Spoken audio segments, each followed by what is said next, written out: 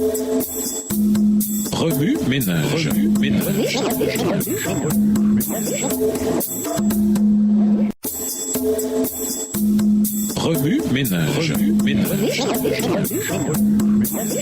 Bienvenue dans votre émission. Remue ménage. Nous voilà à la leçon de vendredi. S'interroger. Partager les idées tirées de l'étude biblique de cette semaine, de même que toute découverte, observation et questions avec votre classe de l'école du sabbat ou votre groupe d'études bibliques. Considérez les questions à discuter suivantes avec le reste du groupe. Puisque la guérison dans Jean 5 n'avait rien dit aux gens, verset 6, pourquoi pensez-vous que Jésus a fait ce miracle le jour du sabbat plutôt que notre jour? Pensez aux émotions du malade lorsqu'il voyait d'autres personnes entrer dans l'eau. Comment décririez-vous ses sentiments? Comment pouvez-vous vous identifier à lui? Pourquoi Jésus n'est-il pas resté silencieux face aux accusations de ses détracteurs dans Jean 5? Pourquoi pensez-vous qu'il s'est défendu si vigoureusement et systématiquement? Lorsque vous êtes interrompu au milieu d'une expérience agréable, comment réagissez-vous? En quoi cela se compare-t-il à la façon dont Jésus a répondu à la pression de la foule? Jean 6, verset 5. Quel trait admirable se dégage d'André tout au long de l'évangile de Jean. Par exemple, Jean 1, les versets 40 et 41, Jean 6, versets 8 et 9, Jean 12, les versets 20 à 23. Selon vous, pourquoi la foule a-t-elle exigé un autre signe après avoir été miraculeusement nourrie? Jean 6, les versets 11, 12 et 30 et 31. Comment expliqueriez-vous le sens de la déclaration suivante de Jésus? Le pain que je donnerai, c'est ma chair. Je la donne afin que le monde vive. Jean 6, verset 51. La Samaritaine a exprimé le désir d'avoir de l'eau vive et la foule du pain qui donne la vie au monde. Pourquoi leurs réponses finales ont-elles été aussi différentes? Dans un esprit de prière, méditez sur Jean 6 et versets 59 à 66. Réfléchissez bien à ce que signifie être offensé par la parole de Dieu. Partagez vos idées. Pourquoi tant de disciples ont-ils cessé de suivre Jésus? Jean 6, le verset 66. Au revoir. Et à demain si Dieu veut.